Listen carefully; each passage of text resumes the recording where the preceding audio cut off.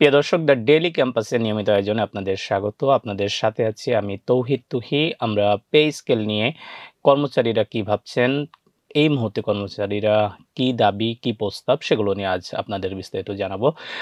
আমরা সবাই জানি পে কমিশন দীর্ঘ ১১ বছর পর অন্তর্বর্তী সরকার গঠন করেছিল কর্মচারীদের বেতন বৈষম্য দূর করার জন্য এবং নতুন একটি বেতন কাঠামো প্রণয়নের জন্য। সেই অনুযায়ী কিন্তু পে কমিশন শুরু থেকেই কাজ করে গেছে। সবশেষ বিভিন্ন সংগঠনের সঙ্গে তারা মতবিনিময় করেছে, প্রস্তাবনাগুলো নিয়েছেন। সেগুলো যাচাই বাছাই শেষে চূড়ান্ত প্রতিবেদন জমা দেওয়ার জন্য, সুপারিশ করার জন্য কিন্তু তারা কার্যক্রম পরিচালনা করছেন। সেই কাজগুলো এখন সবশেষ পর্যায়ে রয়েছে। কিন্তু সম্প্রতি অর্থ উপদেষ্টার একটি বক্তব্যকে কেন্দ্র করে কর্মচারীদের মধ্যে অসন্তোষ দেখা গেছে এবং কর্মচারীরা ইতোমধ্যে আল্টিমেটাম দিয়েছেন, ডেডলাইন দিয়েছেন। যদি ৩০ নভেম্বরের মধ্যে পে কমিশন তাদের সুপারিশ জমা না দেয় এবং ১৫ ডিসেম্বরের মধ্যে সরকার নতুন পে স্কেল কার্যকরের জন্য গেজেট প্রকাশ না করে, তারা কিন্তু বৃহত্তর আন্দোলনের হুঁশিয়ারি দিয়েছেন। এই মুহূর্তে কর্মচারীর সংগঠনগুলো নিজেদের মধ্যে আলোচনা করছে, দফায় দফায় তাদের মতবিনিময় হচ্ছে, বৈঠক হচ্ছে এবং আমরা যে কর্মচারী নেতাদের সঙ্গে কথা বলেছি, তারা আমাদের একটি বিষয় নিশ্চিত করেছেন যে নতুন পে স্কেল অন্তর্বর্তী সরকারের কাছ থেকে আদায় করার জন্য তারা বদ্ধপরিকর। সেই লক্ষ্যে তারা ১৫ ডিসেম্বর সময় বেঁধে দিয়েছে। এই সময়ের মধ্যে সরকারকে অবশ্যই পে স্কেল ঘোষণা করতে হবে। ইতিমধ্যে বাংলাদেশ সচিবালয় কর্মকর্তা কর্মচারী সংযুক্ত পরিষদের সভাপতি বাদল কবির দ্য ডেইলি ক্যাম্পাসকে জানিয়েছিলেন, এই সরকার যেহেতু কমিশন গঠন করেছে, এই সরকারকেই নতুন পে স্কেল দিতে হবে।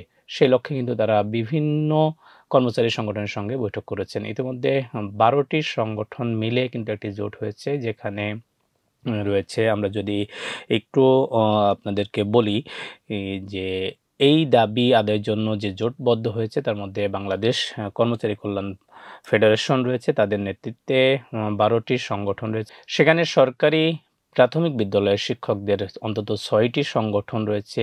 ১১ থেকে ২০তম গ্রেডের সরকারি চাকরিজীবী ফোরাম, বাংলাদেশ কর্মচারী উন্নয়ন ফোরাম, ১৭ থেকে ২০ গ্রেড সরকারি চাকরিজীবী সমিতি, দপ্তরি প্রহরীদের সংগঠন, আন্তঃবিশ্ববিদ্যালয় কর্মচারী সমিতি এবং বাংলাদেশ রেলওয়ে এমপ্লয়িজ লীগ, তারা কিন্তু একত্রিত হয়ে ইতিমধ্যে একটি জোট গঠন করেছেন। এছাড়া সরকারি গাড়ি চালকদের কেন্দ্রীয় সংগঠন, তারাও এই সংগঠনের সঙ্গে, এই জোটের সঙ্গে একত্রতা প্রকাশ করেছেন এবং খুব দ্রুত তারা নিজেদের মধ্যে আলোচনা করে এই জোটে অংশ নেবে বলে আমরা জানতে পেরেছি। এছাড়াও অন্য যে সংগঠনগুলো রয়েছে, যারা বিভিন্ন সময় কর্মচারীদের দাবি দেওয়া নিয়ে কথা বলেন, নতুন পে স্কেলের জন্য কথা বলেছেন, কর্মচারীদের সুবিধা আদায়ের জন্য কথা বলেছেন, তারাও কিন্তু ঐক্যবদ্ধ হওয়ার জন্য এগিয়ে আসছেন। আমরা যদি কর্মসূচিগুলোর কথা বলি, আমরা ফোরাম কর্মচারীদের, তাদের সাথে আমরা কথা বলেছি নেতাদের সঙ্গে। সার্বিক বিষয়ে বাংলাদেশ কর্মচারী কল্যাণ ফেডারেশনের সাধারণ সম্পাদক আবুল খায়ের মজুমদার আমাদেরকে জানিয়েছেন যে, আমরা যদি তার কথাটাই কোট করি, যে কর্মচারী সংগঠন যারা আছে তাদেরকে এক প্ল্যাটফর্মে নিয়ে আসার জন্য আলোচনা চলমান। ইতিমধ্যে কর্মচারী কল্যাণ ফেডারেশনের নেতৃত্বে ১২টি সংগঠন তো জোটবদ্ধ হয়েছে। সেই জায়গা থেকে তারা বলছেন, আগামী ১৫ ডিসেম্বরের মধ্যে পে স্কেলের গেজেট না হলে কর্মবিরতির মতো কঠোর কর্মসূচি কিন্তু তারা দিতে বাধ্য হবেন, এমন ইঙ্গিতও কিন্তু তিনি দিয়েছেন। এছাড়া বিভিন্ন সংগঠনের সঙ্গে আলোচনার মাধ্যমে তাদের ডেডলাইন পেরিয়ে গেলে কিন্তু কর্মসূচি ঘোষণা করবেন। এছাড়া আমরা যদি দেখি, ১১ থেকে ২০ গ্রেড সরকারি চাকরিজীবী ফোরামের সাধারণ সম্পাদক মাহমুদুল হাসান, তিনি কিন্তু আমাদেরকে নিশ্চিত করেছেন যে এই মুহূর্তে কর্মচারীদের সব অঙ্গ সংগঠনের সঙ্গে তারা দফায় দফায় বৈঠক করছেন এবং বেঁধে দেওয়ার সময়ের মধ্যে যদি তাদের দাবি মেনে নেওয়া না হয়, সেক্ষেত্রে জেলায় জেলায় বিক্ষোভ, ঢাকায় মহাসমাবেশ, অবস্থান কর্মসূচি, এমনকি কর্মবিরতির মতো কঠোর পদক্ষেপ কিন্তু তারা নিবেন। সবকিছু মিলিয়ে তারা দাবি আদায়ের জন্য বদ্ধপরিকর, দাবি আদায় করেই ছাড়বেন এবং এই সরকারের আমলেই নতুন পে স্কেল তারা ঘোষণা চান।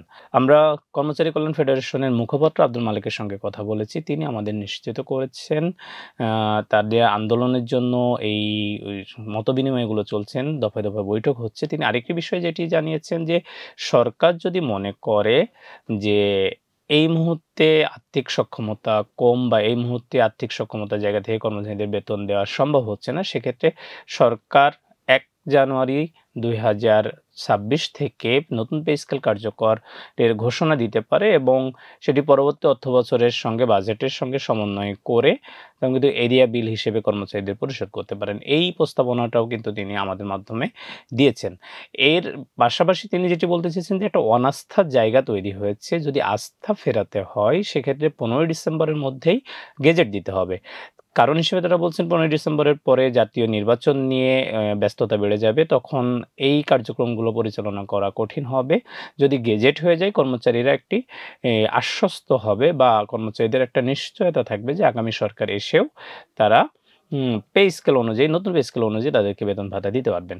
কিন্তু শঙ্কার যে জায়গাটা আমরা বিশ্লেষকদের সঙ্গে কথা বলেছি, যদি নতুন সরকার পে স্কেল বাস্তবায়ন করতে যায় তাদের ক্ষেত্রে বড় চ্যালেঞ্জ হবে অর্থনৈতিক যোগান। সেক্ষেত্রে নতুন সরকার ক্ষমতা গ্রহণের ১ বছরের মধ্যেও পে স্কেলের বাস্তবায়ন করাটা খুবই কঠিন হবে যদি না যোগান বৃদ্ধি পায় অর্থের। সেই জায়গা থেকে অর্থনীতিবিদরা বিভিন্ন পরামর্শ দিয়েছেন, বিশেষ করে ট্যাক্সের আওতায় নিয়ে আসা, আয়করের আওতায় নিয়ে আসা বাড়াতে চেয়েছেন। এক্ষেত্রে কর্মচারীরা বলছেন যে তারাও আয়কর দিতে আগ্রহী এবং আয়করের মধ্যে যেই সীমা রয়েছে সেই সীমার মধ্যে তারা প্রবেশ করতে আগ্রহী। সেক্ষেত্রে তাদের ন্যূনতম যে দাবি ৩৫,০০০ টাকা সর্বনিম্ন বেতন সেটি বাস্তবায়ন তারা চেয়েছেন এবং পাশাপাশি তাদের বৈষম্য কমিয়ে 1:4 এর উপর তারা জোর দিয়েছেন। একই সঙ্গে গ্রেড কমিয়ে তাদের বৈষম্য দূরকরণের প্রস্তাবনা কিন্তু তারা ইতিমধ্যে বিভিন্নভাবে দিয়েছেন এবং সেই দাবির আলোকে কিন্তু তারা আ হুঁশিয়ারি দিচ্ছেন, হুঙ্কার দিচ্ছেন আন্দোলন করার।